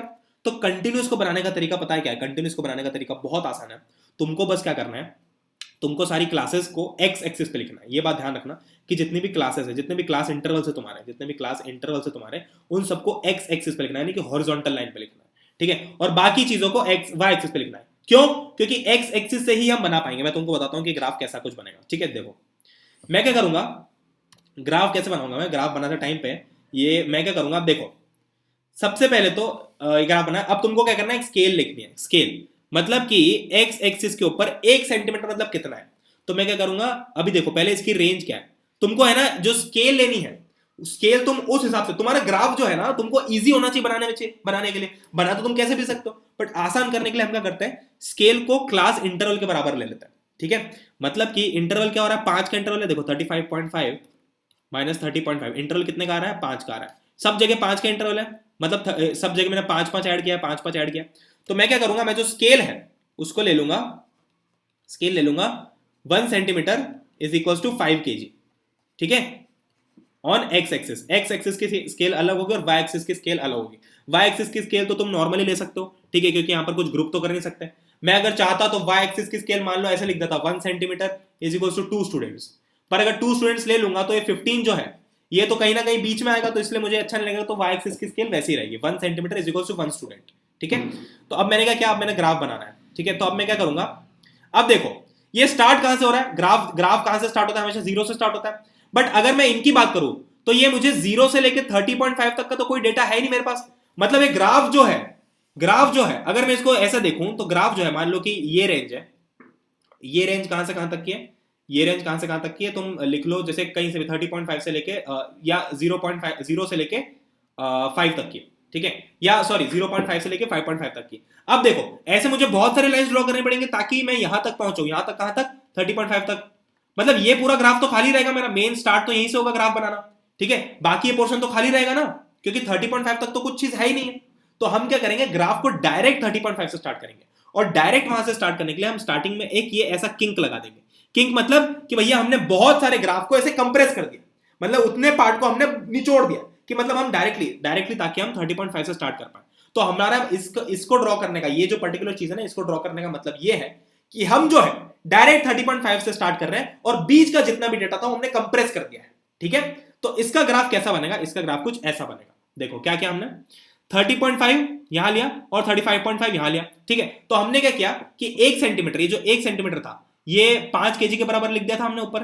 ठीक है, तो ये देखो 30.5 35.5 35 फिर 40.5 फिर 45.5 50.5। तो ये क्या हो रहा है, ये कंटिन्यूस डेटा हो गया ना। देखो ग्राफ कहीं बीच में टूट रहा है क्या, नहीं टूट रहा। और एक किंक हमने इसलिए लगाया ताकि यहां तक जितने भी थे 0.5 1 1.5 2 ऐसे जितने भी थे वो सब यहां पर ना रहे। ठीक है, तो हमने डायरेक्ट 30.5 से स्टार्ट कर दिया। कहने का मतलब कि हमने इस पूरे एरिया को, इस पूरे ग्राफ को इतना लंबा जाता है उसको हमने कंप्रेस कर दिया और डायरेक्ट 30.5 से स्टार्ट कर दिया। ठीक है, तो अब देखो 30.5 यहां पर हमने क्या मार्क कर, यहां पर 35.5 40.5 45.5 50.5 55.5 60.5। ठीक है, तो हमने क्या किया, यहां पर लिख दिया number of students. Number of students के अंदर भी हमने स्केल ले ली 2 की। ठीक है, ओके ओके हमने स्केल ले ली 2 की। हम बिना स्केल के नहीं लिख सकते। ठीक है, बिना स्केल के नहीं कर सकते। मान लो 15 है तो 15 तो बहुत ऊपर हो जाता, 1 तो बहुत नीचे हो जाता। तो हमने क्या किया, हमने उसमें भी एक स्केल बना ली कि भाई 1 सेंटीमीटर इज इक्वल टू 2 बच्चे, 1 centimetre is equal to 2 students. ठीक है, तो मान लो कि 30.5 से 35.5 के बीच में 9 है, तो मैं इसका ग्राफ कैसे ड्रॉ करूंगा, 30.5 से लेके जाऊंगा 9 तक, ये 9 कहीं यहां पर आएगा, ये 9 यहां पर होगा, और फिर इसको ऐसे ड्रॉ कर दूंगा, कंप्लीट कर दूंगा। अब देखो, अब मुझे 35.5 से 40.5 तक का चाहिए, तो मैं क्या करूंगा 35.5 से जाऊंगा और 40.5 तक, कितने बच्चे हैं 6 हैं, तो मैं यहां तक लिख लूंगा और इसको 40.5 तक यहां पर क्लोज कर दूंगा। मतलब कि मैंने क्या किया कि इसका जो एंड पॉइंट है, मतलब 30.5 का जो एंड पॉइंट है 30.5 से लेके 35.5 वहीं से अगला स्टार्ट हो रहा है ना। देखो यहां 35.5 पे ये एंड हो रहा है और यहीं से अगला स्टार्ट हो रहा है, फिर 40.5 पे ये वाला ग्राफ एंड हो रहा है और ये वाला जो है वो यहीं से स्टार्ट हो रहा है, फिर 45.5 पे ये वाला ग्राफ एंड हो रहा है और ये वाला स्टार्ट हो रहा है। ठीक है, तो ये हो गया कंटिन्यूअस ग्राफ। तो हिस्टोग्राम को हम ऐसे ही बनाएंगे और बहुत आसान है हिस्टोग्राम बनाना, कुछ दिमाग नहीं लगाना इसमें। जो जो वैल्यूज दी है, जो भी क्लास इंटरवल से बात ध्यान रखना, उसको तुम एक्स एक्सिस पे लो और स्केल लिखो। स्केल मतलब कि तुम 1 सेंटीमीटर को क्या मान के चल रहे हो। यहां पर हमने यहां पर 1 सेंटीमीटर एक्स एक्सिस के ऊपर 5 केजी माना है और 1 सेंटीमीटर वाई एक्सिस के ऊपर 2 स्टूडेंट्स माना है। ठीक है, हमने ये हमारे हिसाब से कंसीडर किया ताकि हमारा ग्राफ जो है इजी रहे। ठीक है, चलो तो ये ग्राफ तुम्हारा कंटिन्यूस भी है। ठीक है, बहुत बढ़िया। जैसे ये है, अब ये वाले क्वेश्चन है, तो इसका हम ग्राफ कैसे ड्रॉ करेंगे, ऐसे ड्रॉ करेंगे। ठीक है, अभी देखो इसके अंदर तुम ध्यान से देखो, इसके अंदर जो तुमको इंटरवल दिया था, ठीक है, जो इन्होंने क्लास इंटरवल दिया था वो देखो यहां पर 10 का है, यहां पर 10 का है, बट यहां पर तुमको 70 से लेके 100, ये क्वेश्चन में दे रखा है कि 100 मार्क्स है मैक्सिमम, तो 70 से लेके 100 का हो गया, ये 70 से 100 का हो गया और ये 0 से 20 का हो गया। मतलब इसका क्लास इंटरवल 20 हो गया, इसका क्लास इंटरवल 30 हो गया, मतलब इनके क्लास इंटरवल्स अलग अलग हो गए। तो उससे फर्क नहीं पड़ता, हम तब भी हिस्टोग्राम बना सकते हैं। कैसे बना सकते हैं, क्योंकि हमने एक कांस्टेंट स्केल ले ली, हमने एक स्केल ले ली जिसको हमने बोल दिया कि भैया 10 मार्क्स की है, 1 सेंटीमीटर मतलब 10 मार्क्स। ठीक है, तो ये 10 marks 20 marks 30 marks 40 marks 50 marks 60 marks, इसमें हमने किंक नहीं लगाया। क्यों, क्योंकि हम इसको यहीं से स्टार्ट कर रहे हैं, 0 से स्टार्ट कर रहे हैं। जब हम उसको 0 से स्टार्ट नहीं करते, थोड़ा आगे से स्टार्ट करते हैं, तब हम यहां पर किंक लगाते हैं। ठीक है, तो देखो 10 से लेके 0 से लेके 20, तो हमने क्या किया 0 से लेके 20 तक का ड्रॉ कर दिया।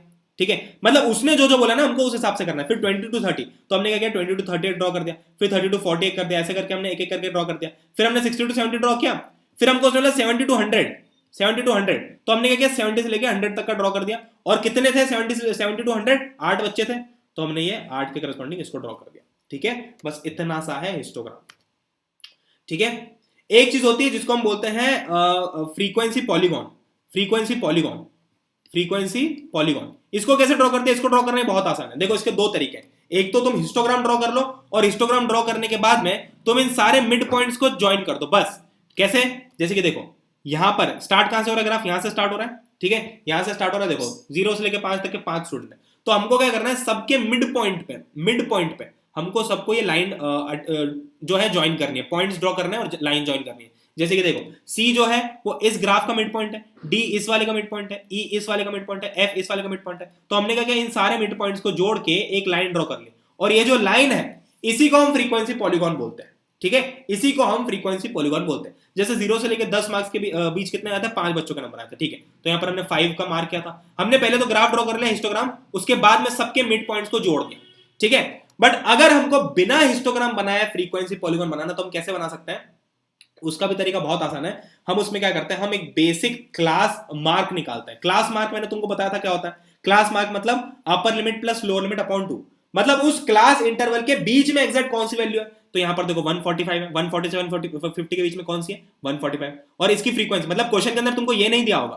क्वेश्चन में अगर तुमको पूछा है कि draw frequency polygon without drawing histogram, तो तुमको क्या करना है, तुमको सबके क्लास मार्क्स निकालने। तो क्लास मार्क्स कैसे निकालोगे, इसका क्लास मार्क क्या हो जाएगा 140 प्लस 150 अपॉन 2, इसका हो जाएगा 150 प्लस 160 अपॉन 2। तो ये तुम्हारे पास में क्लास मार्क आ गए सारे के सारे, ठीक है, इन सबके क्लास मार्क्स आ गए। अब देखो अब क्या करेंगे हम, अब हमको अगर ड्रॉ करना है तो हम बहुत आसानी से ड्रॉ करेंगे। हम क्या करेंगे, क्लास मार्क के हिसाब से ड्रॉ करेंगे, ठीक है। तो अगर तुमको फ्रीक्वेंसी पॉलीगॉन ड्रॉ करना है अगर तुमको फ्रीक्वेंसी पॉलीगॉन, तो उसको तुम डायरेक्टली क्लास मार्क से कर सकते हो बिना पॉलिनोमियल के, ठीक है, सॉरी बिना हिस्टोग्राम के। कैसे, देखो ऐसे कुछ भी नहीं किया। देखो यहां पर सबसे पहले तुमको किंक लगानी है, तुमको बेसिकली बेसिक ग्राफ ड्रॉ करना आना चाहिए। बेसिक मतलब कि तुमको एक्स एक्सिस वाई एक्सिस कैसे बनानी है।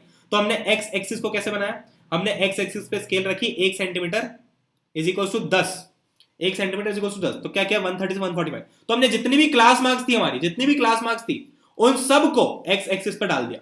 अब क्या क्या मैंने जितनी भी क्लास मार्क्स आई, तो देखो 135 तो है नहीं, बटा 135 से स्टार्ट करेंगे। मतलब जो भी तुम्हारी क्लास मार्क है ना उसके एक पहले से स्टार्ट करना है तुमको, क्योंकि देखो 140 से 150 के बीच में अगर कुछ आ रहा है तो हमको उसको भी देखना पड़ेगा ना कि 140 से 145 के बीच में कुछ आ रहा हो तो उसका क्या होगा, ठीक है। तो बस तुमको इतना दिमाग रखना है, इतना ध्यान रखना है कि 135 क्या, फिर 145 155, तो सारी क्लास मार्क्स को तुमने यहां ड्रॉ कर लिया और उन क्लास मार्क्स के हिसाब से फ्रीक्वेंसी को तुम पॉइंट करते गए, ठीक है। जैसे 140 पे 145 पे फ्रीक्वेंसी कितनी है 5, तो तुमने यहां पर एक पॉइंट ड्रॉ किया, ये तुम्हारे कोऑर्डिनेट ज्योमेट्री है, ठीक है।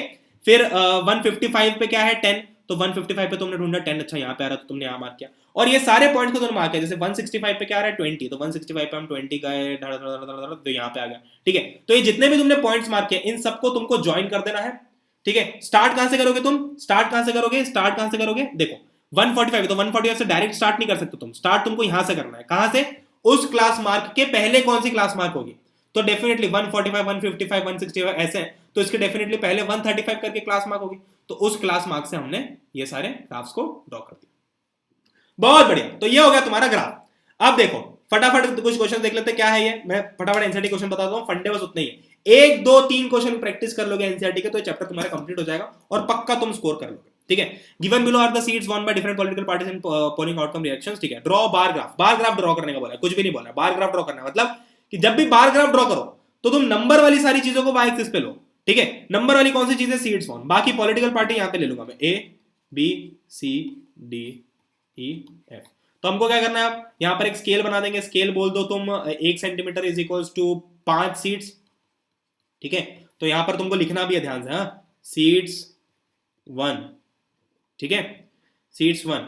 तो यहां पर तुम लिख दोगे 5 10 15 ऐसे करके। वैसे तुमको ज्यादा स्केल लेनी चाहिए, मान लो 10 10 20 ले लेनी चाहिए। तो 20, फिर यहाँ पे आएगा 40, फिर यहाँ पे आएगा 60, ऐसे करके। ए ने कितनी जीती 75, तो ये करीब करीब यहाँ पे जाएगा, ठीक है। बी ने कितनी जीती 55, तो ये करीब करीब यहाँ पे जाएगा, ठीक है। ऐसे करके तुम जब अब मैं यहाँ पर ग्राफ ड्रॉ नहीं कर सकता, पेंसिल स्केल से तो कर नहीं सकता, एक बार ट्राई करो कैसे, इससे ट्राई करता हूँ एक जगह ना कि हमारे लाइन कैसे ड्रॉ हो रही है, हो जाती है ऐसे ठीक ठाक सीधी लाइन ड्रॉ हो जाती है, बट कोई बात नहीं, ठीक है। तो ये बस तुमको ऐसा करना है।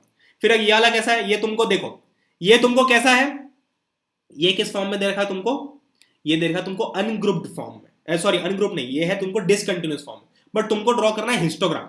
अब हिस्टोग्राम हमेशा कंटिन्यूअस होता है, ठीक है। अगर मैं ऐसे वाले को ड्रॉ करूंगा तो 118 126, फिर 1 इसके बीच में गैप हो जाएगी। मान लो यहां पर 118 है, ठीक है, और यहां पर कहीं 126 है, और फिर यहां पर 127 है। तो अगर मैं 118 से 126 ड्रॉ करूंगा तो दूसरा वाला 127 से 135 यहां से स्टार्ट होगा, तो ये बीच में तो गैप हो जाएगी। तो हिस्टोग्राम में बीच में गैप नहीं होती, तो मैं इसको क्या करूंगा, मैं इसको कन्वर्ट कर दूंगा किसमें, एक कंटिन्यूस में कैसे कन्वर्ट करते हैं, मैंने तुमको बताया था कि तुमको इसकी अपर लिमिट और इसकी लोअर लिमिट के बीच का कोई नंबर लाना है। अब बीच का नंबर तुम ऐसे भी ला सकते हो कि 126 प्लस 127 अपॉन 2 कर दो, या फिर तुम डायरेक्ट अंदाजा भी लगा सकते हो कि ऑब्वियसली इन दोनों के बीच में कौन सा नंबर आएगा, 126.5। 126.5 जो है वो 126 और 127 के बीच में है, तो ये 126 जो है 126.5, ठीक है, 126.5। तो 126.5 जो है, अब 126 को 126.5 कैसे बना सकते हो, प्लस 0.5 करके। और इसकी लोअर लिमिट को भी हमको सेम बनाना है, तो इसकी लोअर लिमिट 127 को हम 126.5 कैसे बना सकते हैं, माइनस 0.5 करके। तो मतलब हम सारी अपर लिमिट्स को प्लस 0.5 कर देंगे और सारी लोअर लिमिट्स को हम माइनस 0.5 कर देंगे, मतलब 0.5 से गिरा देंगे। तो होगा क्या कि यहां पर 126.5 हो जाएगा और यहां पर भी 126.5 हो जाएगा, मतलब कि सारी अपर लिमिट जो है वो अगले वाली की लोअर लिमिट के बराबर हो जाएगी। तो हमारे पास में कंटिन्यूस आ गया। अब जब हम ऐसा कर देंगे तो फिर हम सिंपली ग्राफ ड्रॉ कर लेंगे। कैसे? जैसे हमने वाला ड्रॉ किया था, ये ग्राफ, सॉरी ये वाला जो ग्राफ हमने ड्रॉ किया था, किंक लगाएंगे और ऐसे ही करके ग्राफ ड्रॉ कर देंगे। मतलब यहां पर तुम लिखना अपर लिमिट, सॉरी यहां पर लोअर लिमिट और यहां पर अपर लिमिट, फिर यही वाली जो लिमिट है वो दूसरा वाले की लोअर लिमिट हो जाएगी। जैसे कि देखो 30.5 लोअर लिमिट, फिर 35.5 अपर लिमिट। अब दूसरे वाले के लिए 35.5 ही लोअर लिमिट होगी, यहां पर देखो, है ना। तो तुमको एक ग्राफ जो है बिल्कुल टच कर करके बनेगा, ठीक है। फिर यहां से तुम स्टार्ट करोगे, फिर अपर लिमिट इसकी क्या होगी 40.5। अब दूसरे अगले की लोअर लिमिट क्या है 40.5 ही है, तो यहीं से तुम स्टार्ट करोगे। सेम चीज तुमको यहां पर करनी है, ठीक है। चलो अब आते हैं हम बहुत लास्ट टॉपिक पे, जो कि कुछ भी नहीं है, बहुत आसान है, मेजर्स ऑफ सेंट्रल टेंडेंसी। कोई दिमाग नहीं लगाना, तीन चीजें होती है इसमें, मीन, मीडियन और मोड। क्या होता है मीन? मीन कुछ नहीं होता, मीन होता है एवरेज। एवरेज मतलब अगर तुमको मीन निकालना है, कुछ मान लो तुमको 100 वैल्यूज देती, उनका मीन निकालना है, तो तुम कैसे निकालोगे? बहुत आसान है। एवरेज कैसे निकालते थे? क्लास का एवरेज कैसे निकालोगे बताओ? क्लास के बच्चों का एवरेज क्या होगा? क्लास के बच्चों ने टेस्ट दिया, उसका एवरेज क्या होगा? अरे सारे बच्चों को जितने मार्क्स आए अपॉन टोटल नंबर ऑफ बच्चे, वो एवरेज को ही हम इस अच्छी भाषा में मीन बोलते हैं, ठीक है। तो मीन क्या हो जाएगा तुम्हारा? मीन क्या हो जाएगा? बहुत आसान सी चीज है। कैसे निकालोगे मीन? मीन हो जाएगा तुम्हारे पास में sum of observations upon total number of observations. Total number of observations मतलब कितने ऑब्जर्वेशंस है। मतलब मान लो 5 लोगों का वेट जो है वो है कुछ, किसी का 10 है, किसी का 15 है, किसी का 20 है, किसी का 25 है, किसी का 30 है, ठीक है। अब मुझे निकालना है कि भैया मीन क्या है, इस डेटा का मीन क्या है, ये सारे जो वेट हैं इन सब का मीन क्या है। तो मैं कैसे करूंगा? सम ऑफ ऑब्जर्वेशंस, मतलब सारे वेट को प्लस कर दूंगा, 10 plus 15 plus 20 plus 25 plus 30 upon कितने नंबर ऑफ ऑब्जर्वेशन, मतलब कितने लोग हैं, 5, 1 2 3 4 5 अपॉन 5। तो क्या हो जाएगा ये 15 प्लस 25 हो जाएगा तुम्हारे पास में 40 40 50 50 50 100 100 अपॉन 5, तो कितना हो जाएगा 20। तो 20 इज द मीन, ठीक है। मीडियन क्या होता है? मीडियन मतलब बीच का नंबर, बस। मीडियन मतलब बीच का नंबर। मतलब तुमको क्या करना है, अगर तुमको मीडियन निकालने का बोला है तो तुमको पूरे डेटा को असेंडिंग ऑर्डर में डालना है, असेंडिंग ऑर्डर में।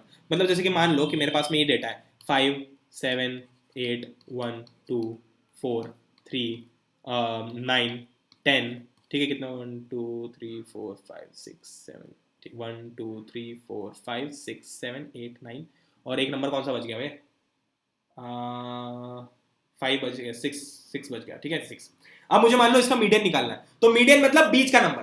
बीच का नंबर यहां से डायरेक्टली बीच का नंबर नहीं ढूंढोगे तुम, मीडियन को तुम पहले असेंडिंग ऑर्डर में डालोगे। तो असेंडिंग ऑर्डर में क्या हो जाएगा 1 2 3 4 5 6 7 8 9 10, ठीक है। अब यहां पर बीच का नंबर कौन सा है? देखो यहां पर बीच का नंबर कौन सा है? बीच का नंबर ऐसा होना चाहिए कि जिसके लेफ्ट में भी उतने ही डिजिट्स हो और राइट में भी उतने डिजिट्स हो। अगर मैं 5 को देखूं तो 5 के लेफ्ट में कितने डिजिट्स है? 1 2 3 4, और राइट में कितने? 1 2 3 4 5। मतलब राइट में ज्यादा है, लेफ्ट में कम है। तो इसका मतलब अगर मैं 6 को चेक करूं तो 6 में लेफ्ट में 5 होंगे, राइट में 4 होंगे। तो बीच का नंबर जब तुम्हारे पास में, अगर मान लो यहां पर 10 होता ही नहीं, अगर 10 नहीं होता तो बीच का नंबर कौन सा हो जाता? 5 हो जाता। क्यों? क्योंकि 5 के लेफ्ट में भी 4 है और राइट में भी 4 है, ठीक है। मतलब एग्जैक्टली जो 5 है वो बीच में आ रहा है, तो 5 मीडियन हो जाता, मीडियन हो जाता, ठीक है। मीडियन, मीडियम बीच में होता है ना, मीडियन मिडिल, मिडिल मीडियन, वहीं से आया मीडियन, ठीक है। पर अगर, तो इसका मतलब देखो, तो जब भी मेरे पास में ऑड नंबर ऑफ ऑब्जर्वेशंस होते हैं, ऑड नंबर ऑफ ऑब्जर्वेशंस होते हैं, तो जो मीडियन होता है ना, वो तुम्हारा एग्जैक्टली बीच का नंबर होता है, ठीक है। एग्जैक्टली बीच का नंबर होता है। और इसको तुम और अच्छे से कैसे लिख सकते हो, और आसानी से कैसे समझा सकता हूं मैं उसको?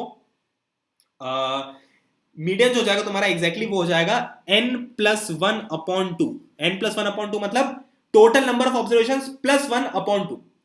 देखो यहां पर टोटल नंबर ऑफ ऑब्जर्वेशंस कितने हैं? 9 है, सॉरी 9 नहीं, यहां पर 10 है। 1 2 3 4 5 6 7 8 9, ओके 9 है। तो क्या हो जाएगा 9 ऑब्जर्वेशंस, n+1/2, तो कितना आ जाएगा 10/2 = 5। आ गया ना 5, हो गया जादू। बस ये होता है तुम्हारा मीडियन। मीडियन मतलब बीच का नंबर। अब अगर मान लो, तो जब भी, ये बात ध्यान रखना, जब भी ऑड नंबर होता है, जब भी ऑड नंबर ऑफ ऑब्जर्वेशंस होते हैं हमारे पास में, तो जो मीडियन होता है वो होता है n+1/2। n+1, n मतलब नंबर ऑफ ऑब्जर्वेशन, यहां पर नंबर ऑफ ऑब्जर्वेशन कितने? 9 है। 9+1 या number of terms, number of element, जो भी तुम बोलना चाहो। टोटल नंबर कितने तुम्हारे पास में? 1 से लेकर 9 तक 9 नंबर। 9+1/2 कितना हो जाएगा? 10/2 यानी कि 5। तो 5 विल बी द मीडियन। और वैसे भी अगर तुम देखो तो 5 एग्जैक्टली बीच में, क्योंकि 4 इसके इस साइड है और 4 इस साइड है। पर अगर इवन नंबर होता है तो हम कैसे निकालते हैं उसमें? इवन नंबर के अंदर हम दो बीच के नंबर है, बीच के नंबर कितने आएंगे? फिर 2 आएंगे, ठीक है। तो 2 बीच के नंबर से उनका मीन निकालते हैं, मतलब उनका एवरेज निकालते हैं। जैसे कि अगर मैं 1 2 3 4 5 6 7 8 9 10 की बात करूं, ठीक है, 1 2 3 4 5 6 7 8 9 10, ठीक है, इनकी बात करो तो बीच में कौन से नंबर आ रहे हैं? 2 नंबर आ रहे हैं, 5 और 6।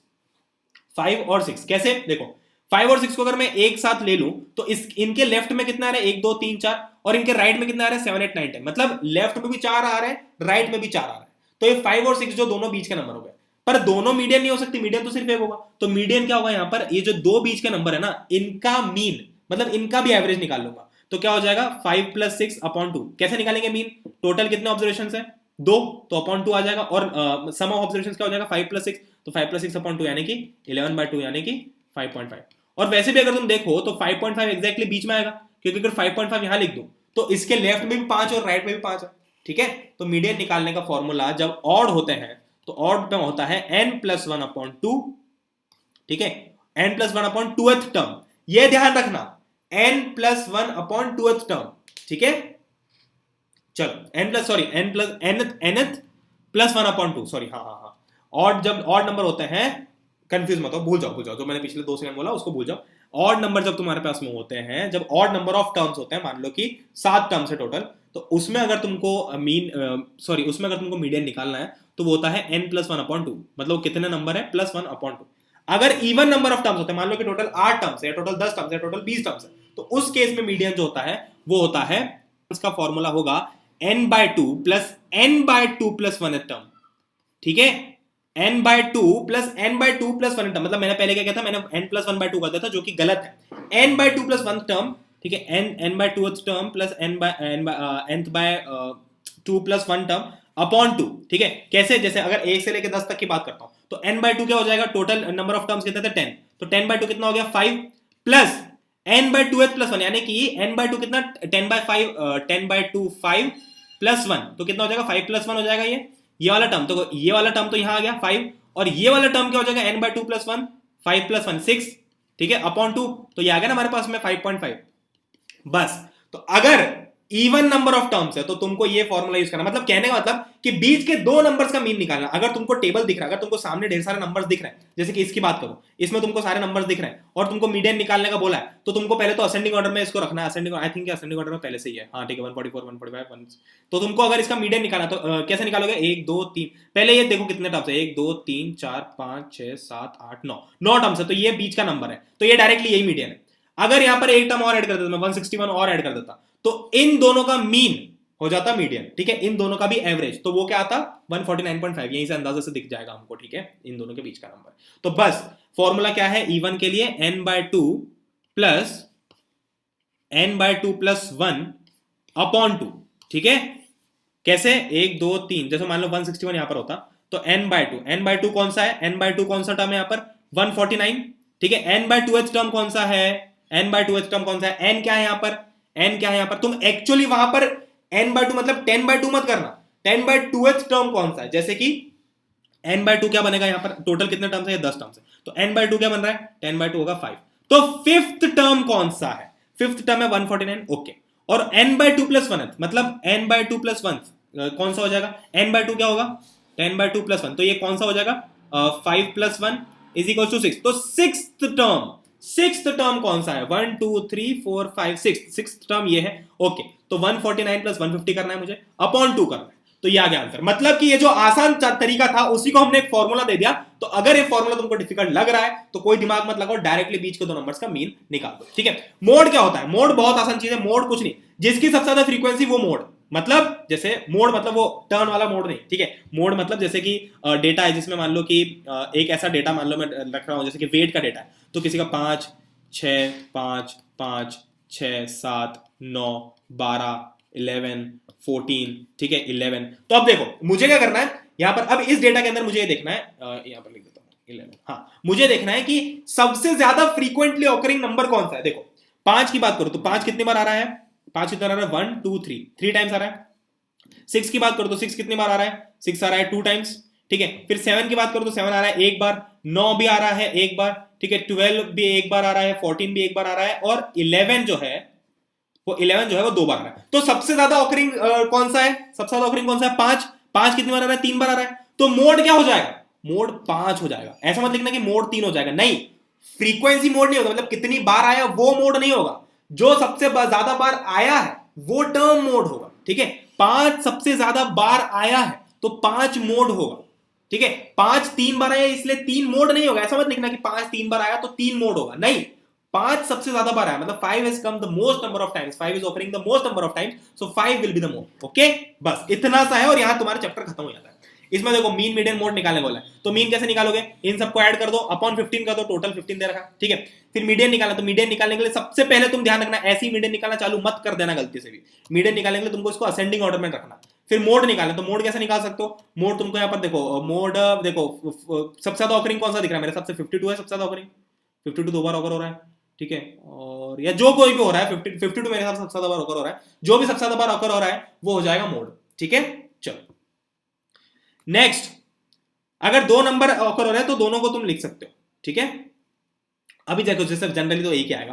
फिर एक टाइप का क्वेश्चन ये आता है कि following observations have been arranged in ascending order if the median of the data is 63, find the value of x। मतलब कि ये तुमको मीडियन बता दिया है, मीडियन बता दिया है, ठीक है। डेटा कितना है 1 2 3 4 5 6 7 8 9 10, मतलब इवन नंबर है, तो मीडियन तुमको पता है और बीच के 2 टर्म्स पता है, तो तुमको x की वैल्यू निकालनी है। तो कैसे करोगे, तुम हमको ये बात पता है कि x प्लस x प्लस 2 इन दोनों टर्म्स को अगर मैं मीन निकालूंगा तो इस पूरे का मीडियन आ जाएगा। तो मीडियन हमको दे रखा है 63, तो क्या हो जाएगा ये x 2x plus 2 upon 2 is equal to 63।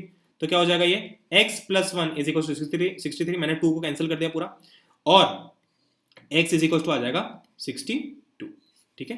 ये आ गया हमारे पास में x की वैल्यू 62, तो यहां पर आ जाएगा 62 और यहां पर x प्लस 2 यानी कि आ जाएगा 64, ठीक है। चलो सेम यहां पर हमको मीन निकालना है, तो मीन कैसे निकालेंगे, आप देखो यहां पर मीन कैसे निकालेंगे, मीन जो होता है तुम्हारा होता है f, मीन को तुम कैसे निकालोगे, इसका फॉर्मूला अगर मैं बताऊं तो वो होता है xi fx अपॉन fx, मतलब xi मतलब ये जो पूरी टेबल है ना, इसको हम xi बोलते हैं, मतलब ये terms, upon xi into fx, मतलब fx इंटू मतलब फ्रीक्वेंसी कितनी बार हो रही है। तो हमने मल्टीप्लाई क्यों किया, क्योंकि 16 ऐसे लोग थे जिनको 3000 रुपए की सैलरी मिली है।